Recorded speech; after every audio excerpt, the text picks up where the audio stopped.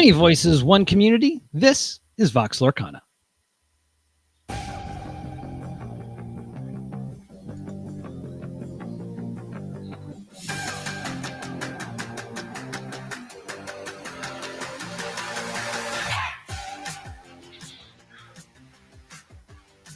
Hello, family, and welcome to tonight's episode of Vox Lorcana. My name is Scott, also known as Cypher 1000. I will be your driver this evening. Sitting out to my east and coming to you from the Lone Star Studio, we have the wonderful and talented Daniel. Hello, Daniel. Howdy, howdy.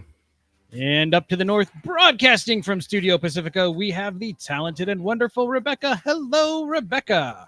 Hello. After an illness and intercontinental travel, the Vox Lorcana team is back at full strength and glad to be cracking the mic again tonight. Slightly delayed, but no less delighted. Team, how have you been over the past few weeks? So good. There's been a lot going on. just a little bit, Rebecca.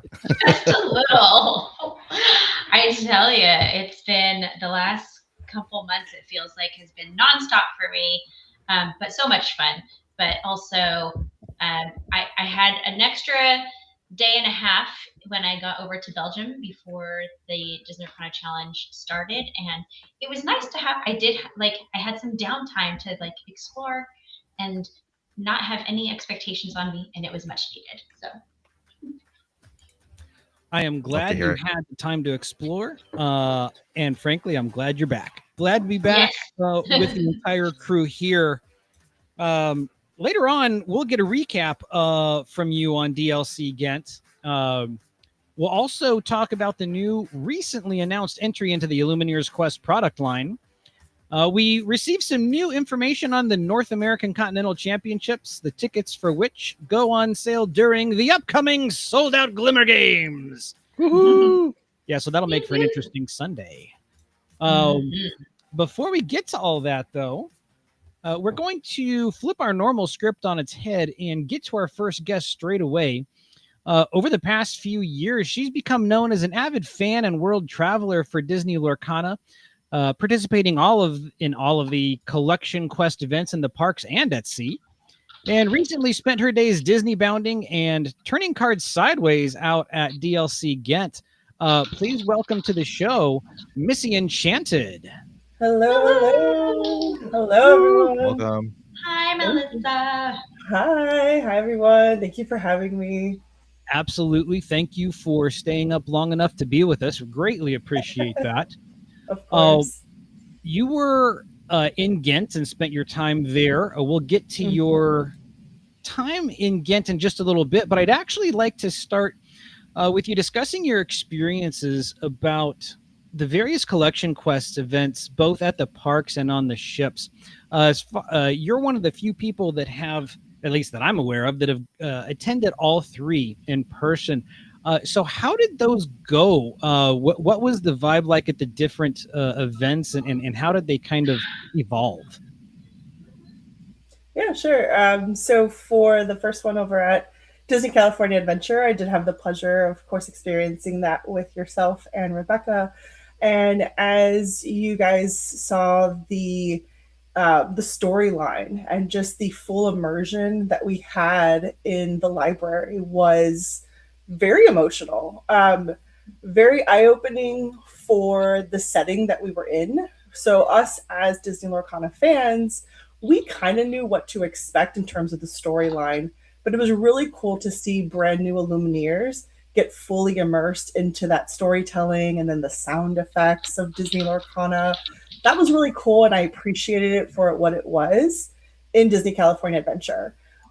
Then, there's nothing to really compare it to when that one happened, right? So I think we just appreciated it for what it was. We finally got Disney Lorcana in the parks. And then not too long after that, was the Disney Cruise Line activation. So they did it on the Treasure, which at the time was their newest ship. And there were a couple of different events. There was introductions to Disney Lorcana, and then there were two solid collection quests. And then there was kind of like a wrap-up meeting. Mind you, these were test activations, so they did kind of change per cruise sailing. and then of course per supplies. So I got to do about number 5 or 6 of the sailings, and I think there was a total of 8. Okay. And of course, us being Illumineers, we knew, and I had already done a video because I had a friend do the very first sailing. So I kind of went in with some background and knowledge, and we were just so excited, my husband and I, to partake in all of these events, and we kind of knew what to look for, right? But what I appreciated the most was how quick that lightning struck, meaning every single event just doubled. And it was so awesome to see from day one. You know, you go to the shops and you kind of do your little shopping and things like that. And there was Fabled, literally an entire like island of just Lorcana on a ship. It was so awesome to see because that was the first time you ever saw Disney Lorcana sold on the ships. And that went from fully stocked to completely sold out by the end of our sailing. Wow. And it was so awesome to see. Yeah, it was great. It was such a fun feeling.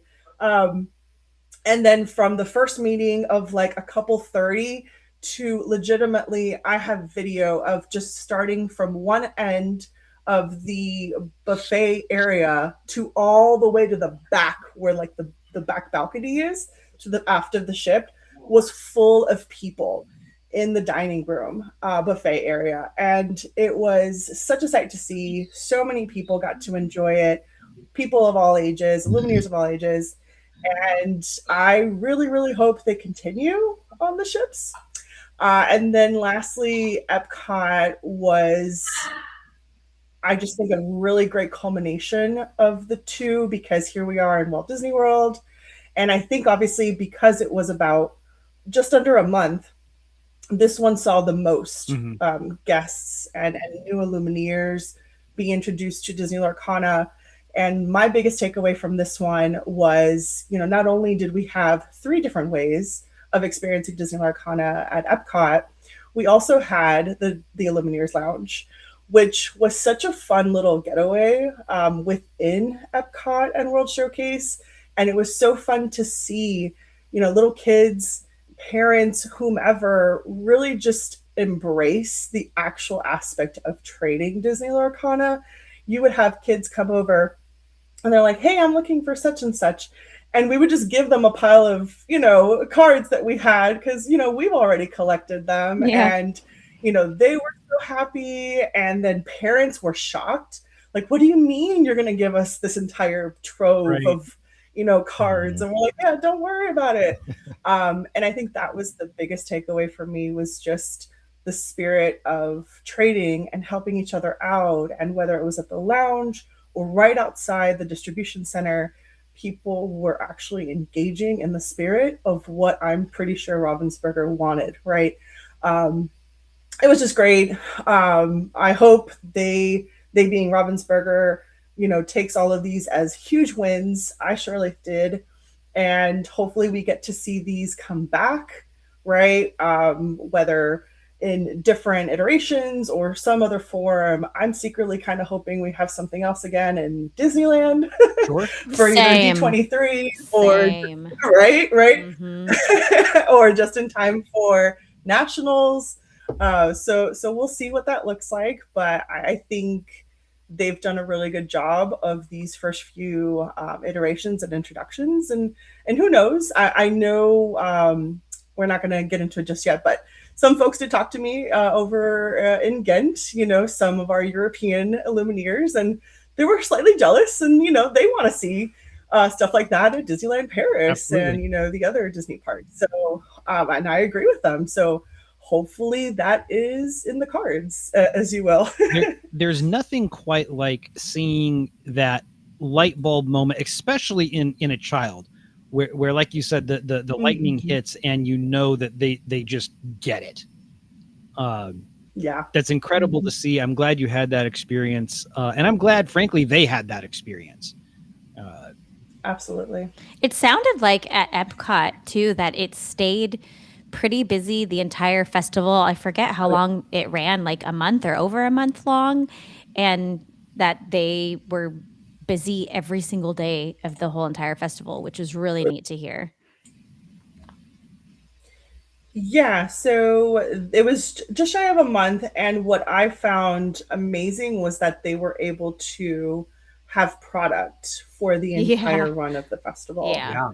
Right. Yeah. So something that they certainly learned from Disney Yep. California Adventure, right?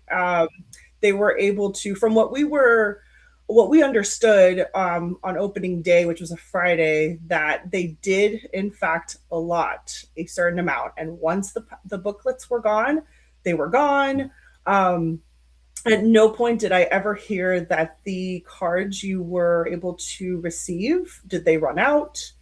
The troves did run out, I believe, 1 or 2 days. They did eventually go from Arcasia's Island to Reign of Jafar troves, Okay. so that was pretty cool. But other than that, it ran pretty smoothly from my understanding. I think we ran out like one day and then it was back within like 24, 48 hours in terms of stock. So for the troves. Right. Yeah, and So pretty well run. the troves were fairly important to that because what wasn't one of the cards dependent upon a trove purchase? Yes. The Okay. Stitch. Correct. Yep, The the rock Stitch- star, yep, the Stitch rock rock star. star. Yep. Yeah, it didn't even occur to me, and it should have, that they would have had to have stocked up on those troves. That's good to hear Mhm. that other than for a brief while, as far as you're aware, that they did not run out of those. That's great. Did you do Collection Quest at DLC Ghent? Because I know they had it there in the fan zone. I did not. Oh, okay. I was didn't. curious if the But I way did that see they the ran chart- it was. I did see if it was different. Sure. Yeah. No, I actually have not done it at any of the DLCs because there were so many other activities to do. And I was like, well, I've done the quests, right, in other places, but let's see what, the puzzles creations and, the button trades, those things were, things I kind of wanted to make sure I prioritized. That's actually a great time to transition into that. So you mentioned all the activities that there were to do. Tell us about the activities that you engaged in. How is DLC Ghent? What all did you do? And what are your just major takeaways coming back home from that? Yeah, sure. So one of the first things that I was really excited to do, and I wanted to make sure I prioritized. So I actually competed on Friday, and we did have about an hour or so to start from once we entered the building. And I immediately went over, I ended up calling it the purple floor, where basically all the activities were being hosted. And the first thing I wanted to do was figure out what we needed to do for the button trading. So my understanding upon getting there, they were going to give us one color, one ink of buttons, 6 of them, of course. And then that was going to be what we used to trade for the other inks. So I ended up getting amber. And then what was cool was that a lot of the lore guides themselves had buttons. So it was very much similar to Disney pin trading. And you just went up to them, you're like, hey, can I trade you? Now I was there very early, but of course the nature of that was once all of the Lumineers had them, you could then trade amongst different Lumineers outside of just the lore guides, which did end up happening. I think I traded with 3 lore guides and 3 Illumineers, so it ended up being pretty fun. And then that was one of the activities I partook in. Then competed on Friday. The remainder of the activities I did was on Saturday, of course, after the tournament. And there was, the name escapes me what it actually was, but it was basically the quest where you had to fill out 5 out of 8 or complete 5 out of 8 activities. And you got a stamp for each completed one. One of them was actually for early registration, so that one was easy. The second one was partaking in the tournament. So that was 2. 3 was the button trading. And then 4 for me was helping complete one of the puzzles. And at the time, it was the Amber puzzle, which I do believe Rebecca has very much experience of that one. It is not Amber easy. That one was is not easy. Amber looked to be the most difficult, right? Yeah. Because it was just like a lot of similar hues. Okay, can I'm And just gonna so real quick yeah. insert a comment in. Is at Gen Con, we did this really fun speed puzzling event, and each team had a professional speed puzzler on our team. And the four of them all said, we looked at the images of all the pictures of all the puzzles available, and we all agreed that Amber was the hardest. Mm. So it's hard. I agree. I would have to agree. it is hard. I think all I could see Anyway. was like shades of yellow after I did that one. Yeah. And then, obviously there's like 5 or 6 of us trying to complete this one puzzle. And spoiler alert, by the time I got there, all of the characters were already done because those were the colors that were the most obvious. And now it's just trying to figure out the background. And I haven't built a puzzle in ages. So the fact that I was able to connect 4, I was very proud of myself. And then, you got a stamp for kind of helping out with that. And then what was the last one? Oh, trivia. Okay. So trivia was actually the one I was most excited for. And that was once a day around 1 p.m. And it was hosted by either Rebecca or Baker. I did participate in one that Rebecca had hosted. It was on the last day. And that was pretty cool. You just basically had, I think it was 20 questions, right, Rebecca? Yeah. And it was all prompted. Yeah, it was all prompted on your mobile phone. So you had to scan a QR code. And basically you had to be the first, or like the fastest and obviously correct. And then the fastest and the most correct answers you have, then you get points. So it was really just bragging rights at that point in terms of like what you got right, and how fast you got the answers. And then at the end of that, you got a stamp. So between at least those events, I was able to then turn that in and we would get a promo card. And it was any of the previous promo cards that they had already kind of stashed in like a box. Oh, so kind of like the lore guide. Like at Richmond, they just had a bunch of random promos that you could get when you finished collection quests. So it's kind of like that. Basically. Yeah. So in Richmond, it was they were like neatly placed in like a dispenser. In Ghent, it was like, we're just going to go into this little treasure trove of like a pile of promos. But what I did like was that they put 3 on the table blindly. And we got to choose one of the 3.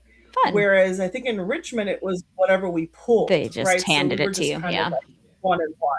Correct. So that was cool. Now, I did see that there were some people that literally got 3 of the same card. So not much choice there. But I did appreciate that we at least had some percentage of a choice. I did have a choice between Kristoff, Aladdin, and the Sapphire Amethyst, I believe it was Anna. If not Anna, it was Elsa. It's always one of the 2. And I chose the Aladdin because I did not have Aladdin. So yeah, that was fun. So I guess what I'm interested in is kind of comparing the feel and the vibe of how Europe celebrates Disney Lorcana and how it was represented at Ghent versus Richmond and other North American DLCs.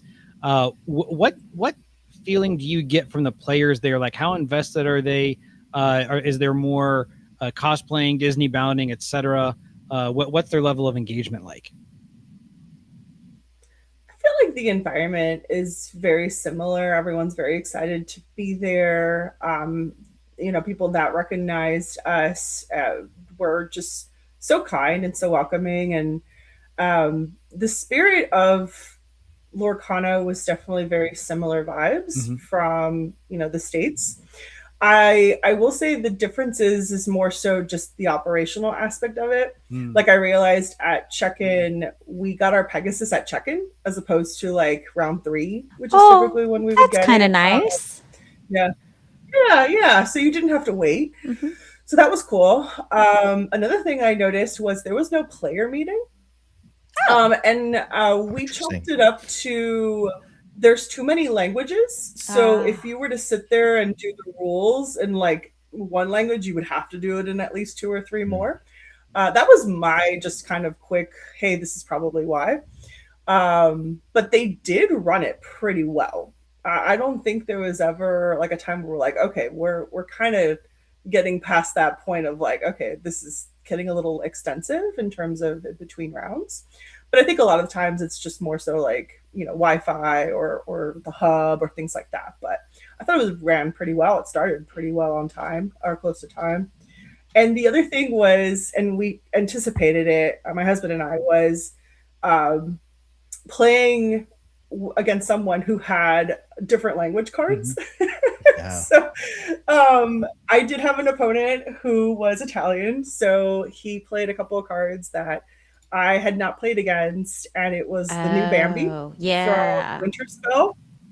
And I'm like, I don't know what this does, but you just did a lot, and you're going to have to explain this to me.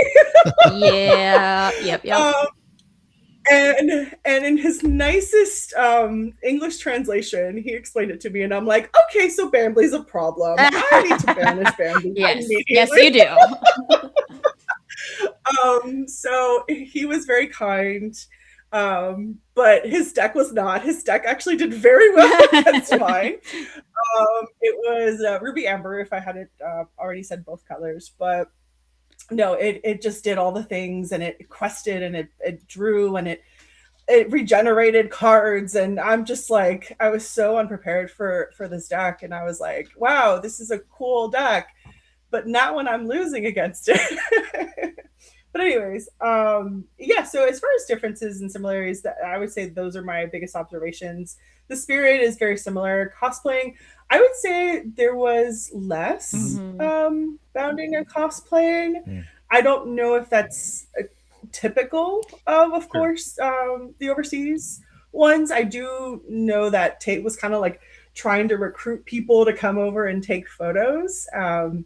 And it seemed like it was a lot less than what we're potentially used to over in the States. But I don't know if that was typical. That's kind of what I noticed in Bologna and then at Ghent as well, is that both those events, I don't know how it was last season, but definitely it seemed less cosplay Disney bounds compared to what I've seen at the North American DLCs. True.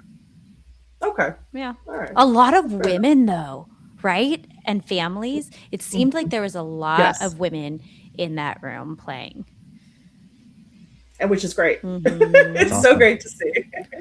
Melissa, are you still doing your buttons? I have not been doing them, more so for time reasons, but I will probably maybe bring them back for season 3 of DLCs. Do you want to just share a little bit of context with our listeners? Because I got a button from you in Seattle, so that was really special. So yeah, awesome. No, that makes me happy to hear.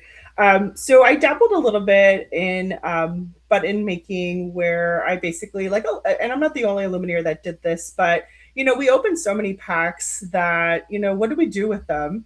And I love upcycling things, so I would take essentially the wrappers from the boosters and turn them into buttons. And I thought it was a really fun, just free activity to engage with other Illumineers. And basically I had a grab bag, and I said, hey, stick your hand in and pick a button. And with one of them, I believe it was Vegas, I did kind of hey, search for the Enchanted button. And because there was one Maleficent from the first chapter button, and I turned it into a foil version of it because I had like a foil sticker, and she became my Enchanted button. And really the fun was, who would get it? Spoiler, nobody got it in Vegas, but someone got it in Seattle, so so that was fun. And then for Seattle, because it was the 6th one in North America, I did buttons for anyone who went perfect, 6 for 6, or if this was not your 6, I had kind of fill in the blank ones so people could celebrate, hey, this was my first DLC or my second. And it was just another way, kind of in the spirit of Disney parks, to celebrate, hey, this is my first, second, third, experience with Disney Lorcana Challenge. So they were very popular. They went fast, as you could imagine. Yeah. And there are people that still wear them, including judges. So to see one of my buttons all the way in Ghent again, I was actually very, very moved Did you? by it. Oh, That's special. that's very Yes. cool. That is really special. Yeah. Thank you. So what is your next event on the horizon for Disney Lorcana? I'd imagine it would be Indy for sure. Okay. Hopefully we'll get to hear, about registration for that. We are ironically getting information for nationals, both information and registration before Indy. So, right. The plan is to end both. But I'd imagine timeline-wise, that would be next, unless there is some sporadic Disney Cruise Line news that happens beforehand, but you never know. All right. I was gonna say there's a lot of room on the new adventure to play some Lorcana. It's so big they could put a luminary, like a great luminary, on the ship. It's so big. Someday. The sky is the limit. It would be cool to have a permanent illuminary installation someplace, like not repurposed, but like this is the illuminary and this is what it's going to stay. Like that would be awesome. The thing that I think would be so cool is if they could actually host. I don't know how cruises work, but if there's space, but like to have a DLC on a cruise ship, I think would be so cool. Would be so cool. Yeah. But I just don't know like if a ship would have the space for something like that. I've funny enough thought it through. I think the biggest spaces would be the dining rooms. Yep. Yeah. That would have to be, and I feel like the cruise would have to be chartered. Right. Because that it would have interrupt a lot of people's cruises. Yeah, it would have to be a chartered thing where it was literally just a ship full of Illumineers who were specifically like that. They bought out the whole ship for the cruise, and it was just for that. And I can imagine that actually happening someday in the future. It might not be in the next year or 2 years, but I can absolutely see something like that happening. 100%. 100%. I mean, they do it for DVC already, Disney Vacation Club.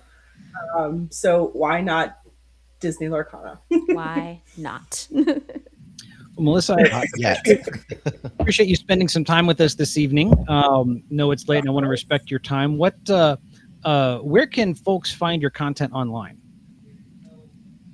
Yeah, thank you. So I'm primarily over on Instagram, so that's at Missy Enchanted, or on TikTok, that is at Missy_Enchanted.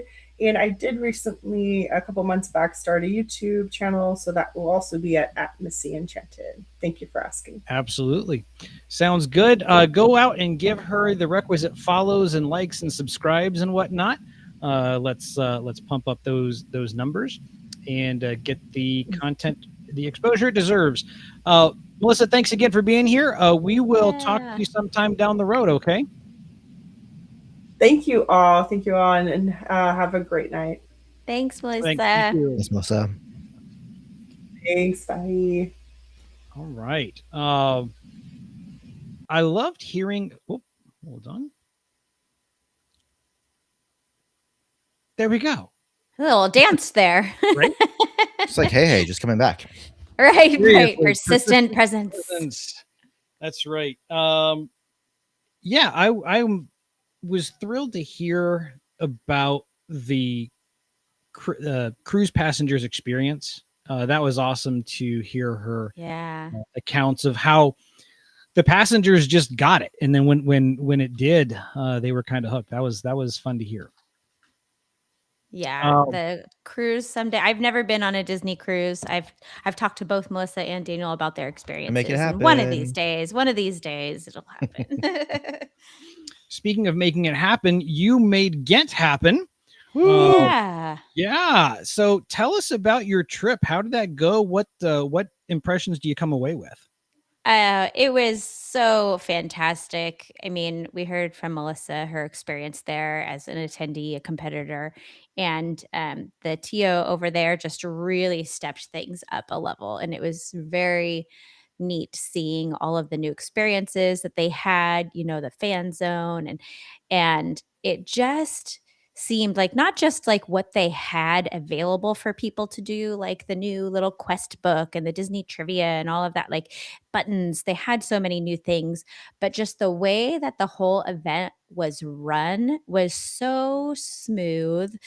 The tournament went smooth. Everything out on the floor seemed like it was going really smooth. And our broadcast and the team involved behind the scenes, not just the broadcast, like the commentators, like our casting team was fantastic, but the production crew and everything, it was so smooth. It really felt like, from a stream perspective, one of our best yet that we've done since the beginning of the Disney Lorcana challenges, which was really cool. We had so much positive feedback. And here's a fun little fact for you about the stream is not sure that anyone noticed because I know that not everyone was tuned in every single minute of all three full days that we were doing the stream, which was quite a lot.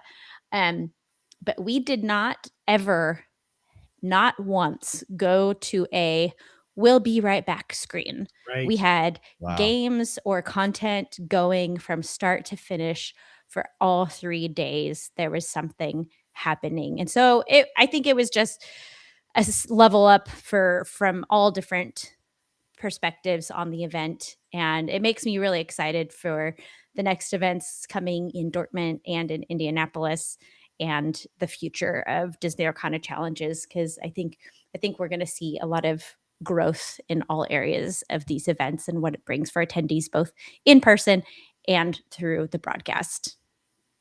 The impression I had from afar was that it was the best one yet. Even just reading through the list of available activities, the and whatnot, seeing the buttons, like I'm like, yes, that's awesome. More of that. That was great. Knowing that the trivia was a thing. So they just expanded on Richmond and made it even more lively and vibrant. And that's just the impression I get from thousands of miles away, right? Like I wasn't even there and I'm just living vicariously through you and through Melissa and others who were posting, Ali Sweet, and just really everybody that was there, was really impressed by what I saw. Definitely noticed during the broadcast the lack of "we'll be right backs." I felt that was probably intentional. It sounds like it was. Huge upgrade in that respect. I really enjoyed that. Enjoyed you beating Baker at the song contest. I did. That was hard, man. Yeah. Okay, let me tell you about that a little bit, because we did guess the song lyrics game in Richmond, but the way that we did it there was that each person who was playing we picked out our own cards and looked up the lyrics ahead of time so that we were ready to go. But in Ghent, they handed us a pile of song cards and went, here's some random cards. And we had to, on the spot, think of, oh, wait, do I know this song and how it goes and what the lyrics are that lead up to it? And so it was as much a challenge for the person who was giving the lyrics as the person who was trying to guess the name of the card. It was a lot of fun, and I'm very happy that I beat Baker at that game. Yeah, when I saw you two take the stage for that, I was thinking in the back of my head, Rebecca wants this. Yeah, I do. I did want that win very badly. We don't get to play games of Disney Lorcana, so I got to win it. I want to win at something. But yeah, and Baker is just so wonderful to work with always, and the whole team just did such a wonderful job. I have yet to go back and watch the entire stream back, which I am planning to. But Jen, it was her first time on a DLC broadcast, and she did such a wonderful job. And the European team brings so much energy. I'm like, oh man, I can't keep up with the level of energy that they have.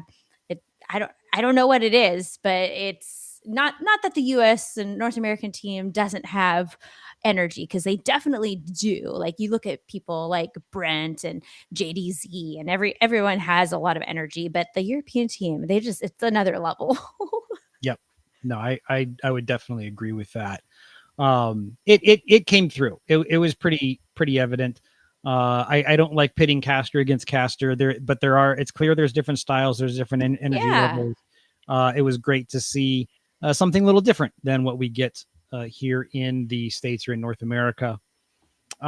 Any other kind of prevailing thoughts or takeaways from the event? I hope that in the future, that if they do two big events like that, that both people get an invite to Worlds, I will say. Yeah. So that's not so much about my experience there, which was wonderful, but man, it's like, yeah, you just won an entire tournament of 2,000 people, but you still have to do this last best of 5 match to get the invite to Worlds. And I'm like, I understand it had to do with like how many invite spots that they have for Worlds or whatever. I don't know the entire reasoning, but I'm like, boy, in the future seasons, I hope that they, because it was a change, right? They started out that it was just 2,000 people and they expanded it. Mhm. So I get that they had only allocated one invite for the Ghent event. And that's part of why they did it. But I hope in the future that is not the case. Daniel, did you tune in for much of the coverage? I wasn't able to get most of it, I'm trying to think, I try to catch some of the CCQ happening at in CCS Houston. Texas. It was Liam and Katie were casting that. It wasn't a CCQ though, I guess. It was just a large event. That's right. Charlie's. It was just a large event. Yeah, sorry. Yeah, CCS, right? Yeah, not CCQ. Yes. So obviously that it was, hard to juggle balance between those. Yeah. But I've obviously, I'm super excited about just the experience that Fanfinity has been bringing to the DLCs in Europe, because we're really excited to go to Dortmund. So yeah, that's where the whole family's gonna. I'm very excited that you're going to be there. It is, it was it's really neat to interact with the community there in Europe, because there's so many people, it's like online, there are no borders, so we're all, as a Disney Lorcana community from all over the globe, interacting with each other on Instagram, on Twitter, wherever, and watching each other's journeys, and so many people that we don't get to meet in person. And so interacting with these people who literally live on the other side of the world is such a wonderful time to be there with the European community. So I think that you're going to really love the event, Daniel. I'm so happy that you're going to make it out there for Dortmund. Absolutely. Yeah. The other reason why I didn't get to watch much of the DLCs, although I should have, was I had the fun pleasure of hosting Knive the Nerd in Austin. Oh, nice. So we got to do, I finally got to sit down and play Sealed with Winterspell. Nice. And so that was fantastic. We just rolled up to one of our favorite stores, Game Castle Austin, bought a box. And I bought the box. We sat down. First pack I opened, Enchanted Eeyore. What? This trip was just made. And then the next day we had Lorcana for Kids, and one of the kids got in his participation pack. He just, he opens it. It was his birthday last weekend, and he opens an Enchanted Bell, and I'm just like, it's just raining Enchanteds here. Wow, that's cool. That's fun. I know we hadn't discussed this earlier, but real quick, how are your local scenes developing? Are they maintaining their players? Are you adding folks, losing folks? What are you seeing locally? I'll be honest, it's been a struggle. I think it's a hard fought, almost battle to win over new players. I mean, it is happening. And so one of our stores, Black Castle Games, they've, just to give them a nice little shout out, they've been incredible. Brand new store, opened last fall, late in the fall, and we've really partnered with them to create just that social play environment. And I think they've done that really, really well. The owners, Dave and Rosie, have just been fantastic. They actually just I don't know if you've been tracking, but with each of the pre-releases, they've been doing this competition for stores as well as for participants. There's a cosplay contest, but the stores have a decorating contest, and we were really excited to hear today that Black Hustle Games was one of the winners for Winter Yay! Sale. And so, That's I so mean, they worked fun. really hard for that. Caroline baked all these really fun cookies, right? It was Valentine's-esque, and so we had these really cute Valentine, what do you call the conversation heart cookies? Oh yeah. And so, the store went all out, and they got rewarded for that. I think the pricing that they've tuned for the LGSs is also getting really good. So they got 40 Stitch promo cards and two booster boxes. So, I mean, again, a really nice way to Nice. celebrate and then bring that back to the community, do some more fun things. So I think stores like that are being creative. I'm a huge shout out to our other kind of favorite store, Game Castle Austin. They've introduced some pin trading. They're trying different things to kind of just bring in the Disney crowd more. And again, I think one thing someone mentioned that is I don't think it's officially public news yet, but there's the idea of the collection quest, right? Coming to your local LGS and having some support for that as a again a social way to engage and bring in people who maybe haven't really played a TCG before. I think those are all really exciting things, and we need it, right? Because I think the challenge is I'm seeing a core group of players who play Lorcana all the time, and they're amazing. They are the backbone of the Austin scene here, but it's been really hard to grow outside of that. Yeah. And I can't attribute it to any one thing. I definitely feel that not having support like pins, right, not having certain things Yep. that really create that organized play experience is challenging. And this is again, I think on our end, really hosting kid format things. I will say the most exciting thing that we've done, we had over 12 kids show up for a draft. We did a popper draft, What? like a street rat draft. A new father with a daughter who had just moved to Austin hosted that, so big shout out to him. And that was Fun. amazing.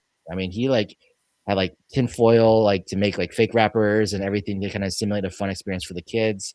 And Lily actually really enjoyed it. It was her first time actually really drafting, and just actually enjoyed it. And she was like, "I like the decision making on this." And I was like, "Maybe we found a new format, that you like." So, Yeah.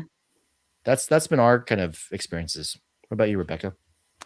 Yeah, so the store that I'm going to, Constellation Collective, hosts a more casual format weekly play, and we do similar to you, Daniel. There's kind of a core group of people that are always there every week, and it is a little bit on the smaller side, maybe between 8 to 12 people on a regular basis. It does seem like in our area that there isn't a lot of growth. I don't know. There is one store I know that their weekly play has stopped. But other stores that are still going and they still have that core group of people, but not necessarily seeing a lot of growth. However, our store just in the last few weeks has started to see a few new players popping up, popping into the Discord and saying "Hey, you guys do weekly play? What time is it? I want to check it out." Like 3 weeks ago, I haven't been at League for a couple of weeks because of Ghent. There was a couple that came in with their 2 kids and wanted to check out weekly play. And so, kind of out of nowhere, there have been a few new people popping up. And I haven't got a chance to ask them, how did you start playing? How did you learn about our store? So it'll be interesting to connect with those folks and see kind of what brought them in. But there does seem to be a little bit more interest lately, which is really fantastic to see. And I hope that we continue to see more players coming in. I'm glad to hear of the uptick of interest there. Daniel, I don't think the struggles that you mentioned, I don't think that you're alone in those. I hear similar stories from various parts of the nation. I think there's hope for sure. I definitely agree. The lack of pins or the lack of external draw to bring people into the stores and centralize it hurts a little bit. I'm not sure that the promos are really enough for that. And it's not to say that I think they should stop them, but I just look forward to those kits getting further enhanced over time, I guess is what I would say. Yeah.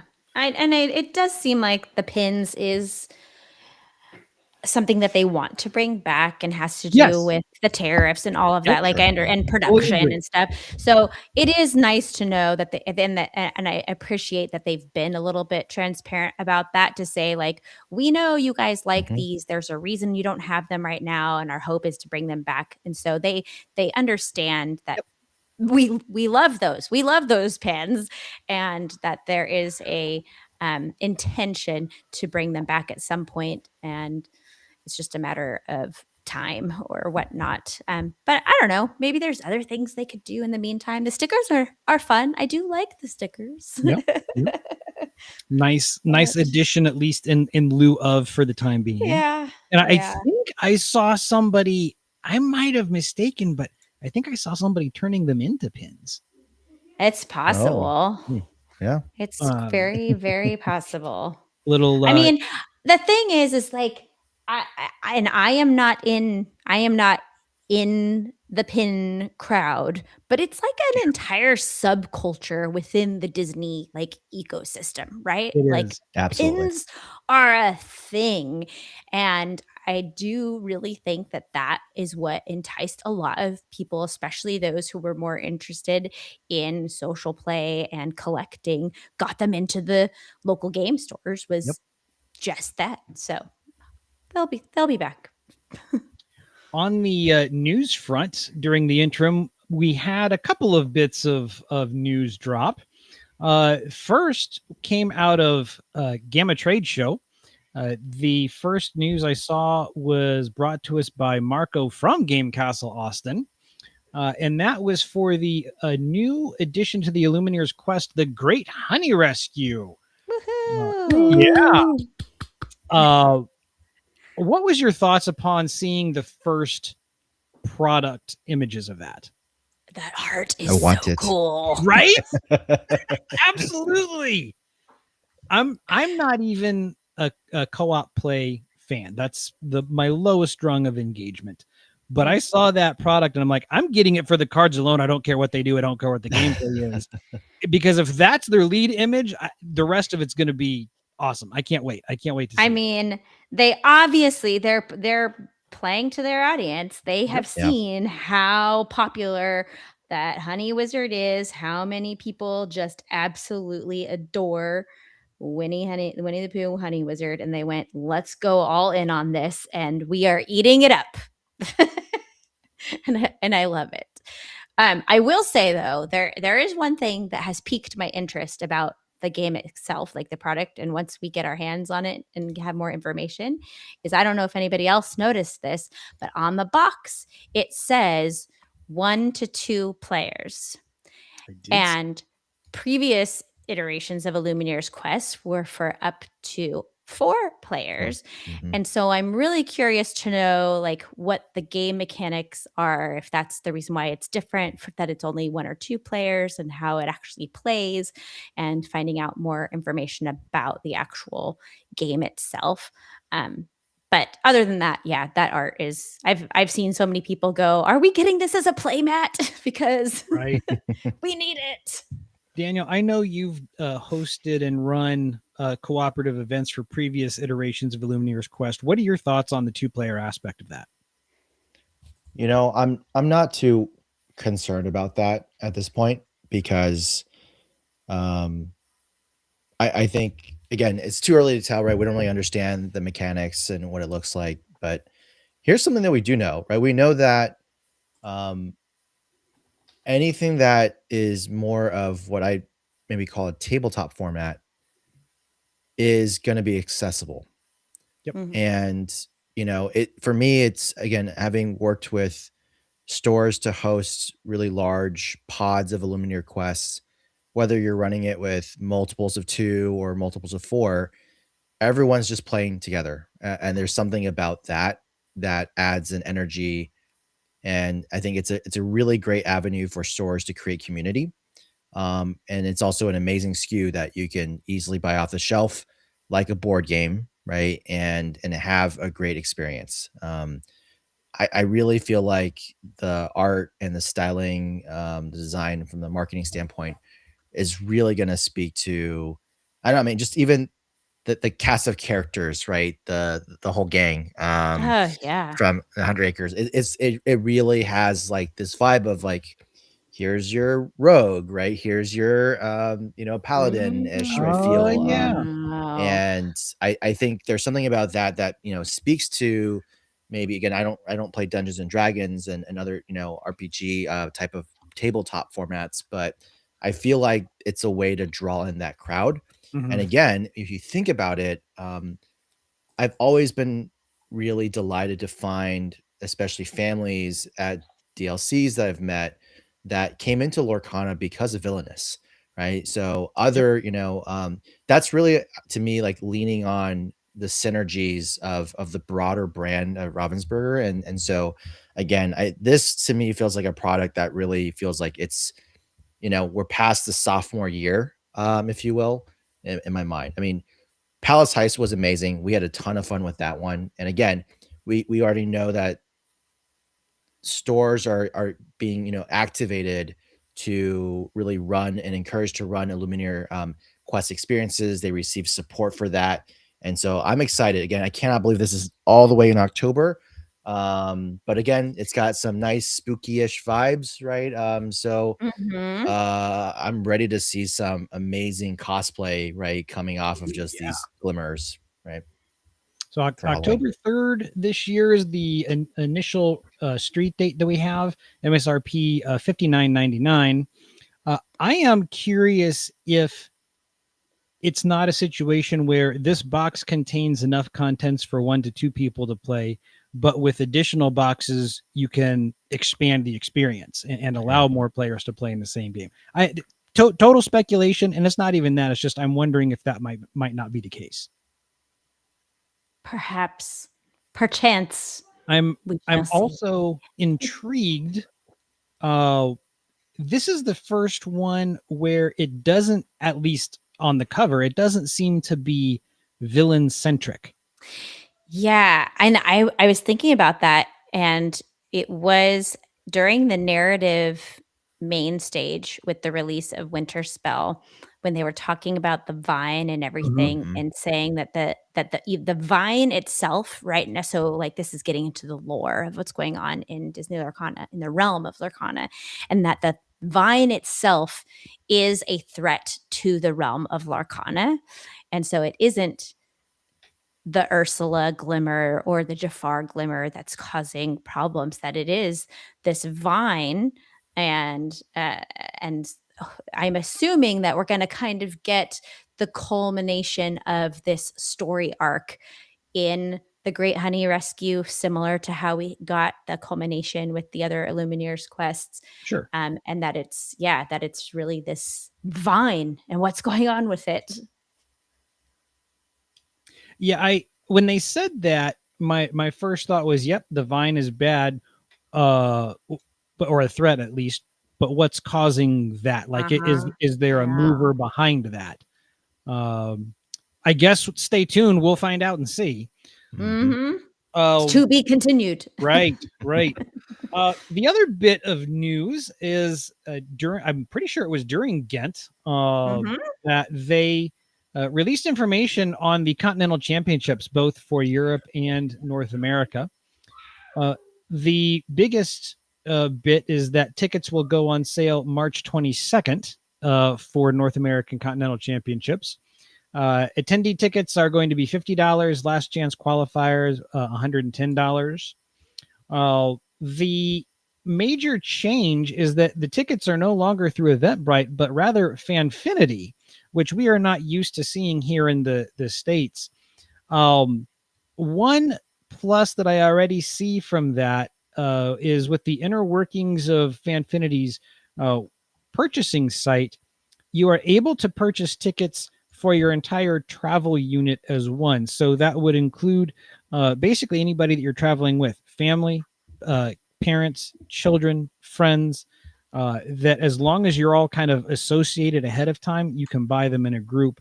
And that's a major win from the parent-child perspective, being able to ensure that if you get tickets, you both or you all get tickets, which is a huge win.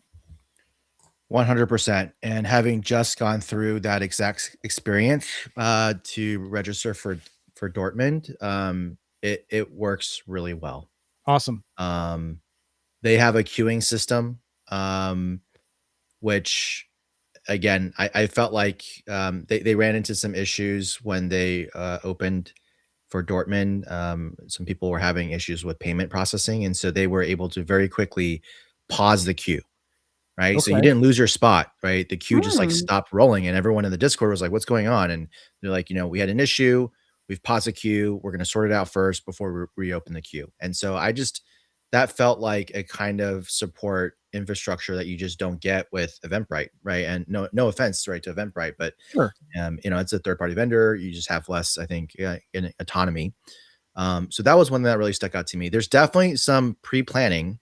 And so, for any listeners, I would say, especially if you have kids, you'll want to create essentially kid accounts that you link to your account. Minors are not allowed to have accounts of their own. So there's no separate login into kind of Fanfinity for them. But that's actually convenient because all I need is to be able to have them logged in and be able to. Essentially what happens is there's a drop-down menu. So when you go and select a ticket, you select yours, click add to cart, and then you go back to the drop-down menu, select your child. So I selected Lily, right? Add her to cart. And then, I was able to kind of like share a link code with friends or family, whoever's in your travel unit. And then you're also able to register them as well. And so you can imagine, right? I had iPad, phone, desktop. It was also the morning of Annie's birthday.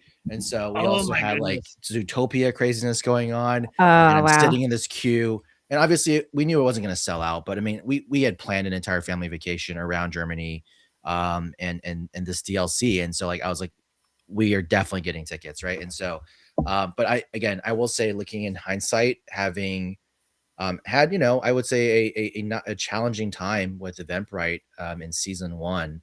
Was really pleased to experience the Fanfinity setup.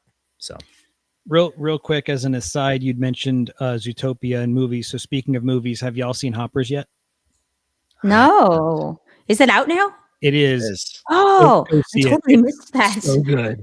I can't wait. Yeah, very, very good. We laughed heartily. Yes.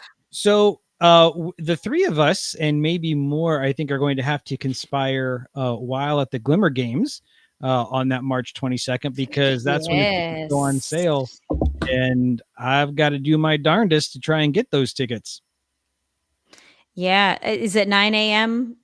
I don't know. Have we seen a time for them? I think so. I think we said it on the announcement. Okay. I didn't. I wasn't there for when the announcement actually went live. Everything I'm seeing is from their website, and I don't see a time directly on the website. I think that we said in the video what time they will go on sale, but it's maybe not. I think it may have just been the date.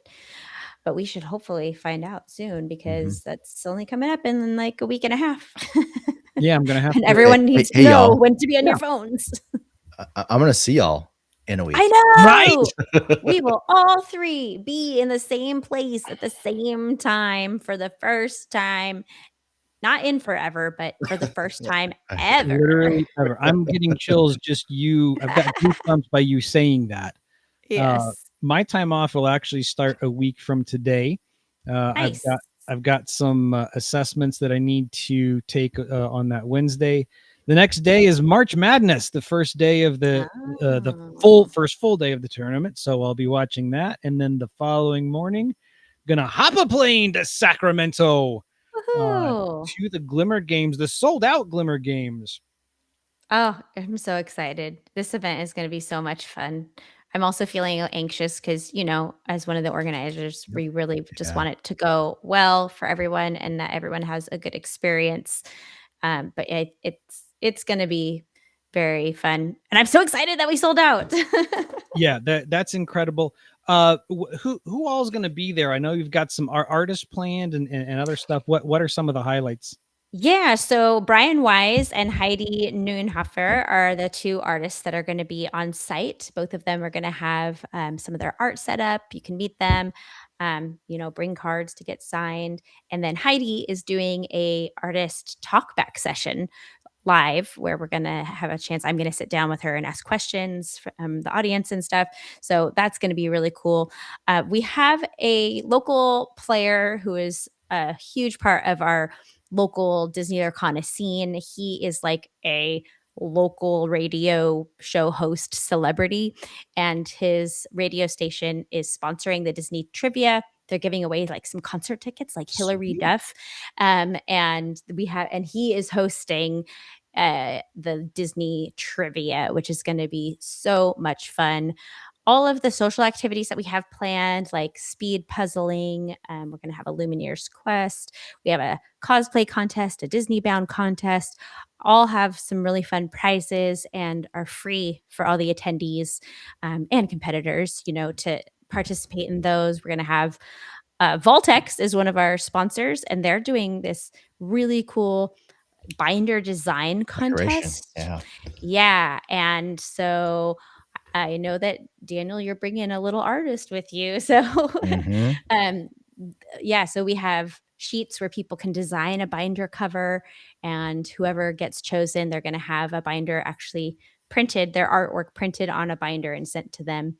And then they're going to give away a second one on social media, which is cool. So all of that social activity stuff is going to be going on. And then, of course, we have the main event, CCQ, which is going to have about 250 players in it, and side events, an infinity event on Sunday, and then also a junior tournament, which also is sold out. I think we actually expanded that because there was more interest. And so we opened it up to be a few more players than we were originally expecting. So there's a lot happening. We have JDZ, Brent, and Katie coming out to do a stream of live of the event as well. So for people who can't attend, who aren't attending Glimmer Games, you can watch the CCQ action online, and it's sure to be a fabulous event. And I'm so glad that you both are coming out. It's going to be great to be all together. Absolutely. From the first time you mentioned it, I was like, okay, it's on the calendar. we're holding the first quarter basically until we get a date. And if all goes well, I mean, so my co-organizers, Josie, who is so wonderful and does so much for our community, not just here in Sacramento area, but all over the Northern California, the Bay Area, and has run so many tournaments. And then John, who is our head judge, and he was just in Ghent on the judge staff team. Lore Guides. Yes. And he's going all over doing lore guide stuff. So it's a great team to work with. And we've already talked about, is this something that we do on a regular basis, whether it be once a year or even more than that, depending on our capacity and how well it goes this first time around. But we are definitely excited about the event. And I feel like I just keep saying that. I'm so excited, but I am. It's true. It's true. As a sponsor, we're literally invested in the event going well. Very excited for that. And I do hope that it's at least an annual tradition. Yeah. That's my hope as well. Yeah. Yep. That would be, hey, any excuse to get out to see y'all and get up to Northern California and see our friends there. It's a good excuse in my opinion. Yeah. Ed Chu's going to be in the room, so. Is he going to be in the main event? Mm-hmm. Sweet. He is. So there's some really high level players, and not just him, but there's the Northern California region has quite a few really fantastic players who I know will be in the room going for that CCQ invite. Yeah. So it's going to be a tough event. It'll be exciting. Mm-hmm. Well, we are roughly at time here. Daniel, any final thoughts as we wrap up the show? No, again, I'm excited for next weekend. So I've got to get through South by Southwest. Again, Yes, there that's should be some right. fun. Yeah. Disney always does a little bit on the tech side, so maybe we'll hear more about just again, digital Disney experiences. And one day, hopefully, fingers crossed, a Lorcana Disney experience. Maybe one day, one Mhm. day. So Say it yeah, louder that's for it. the people in the back. Right. One day. Rebecca, what about you? Any parting thoughts for tonight?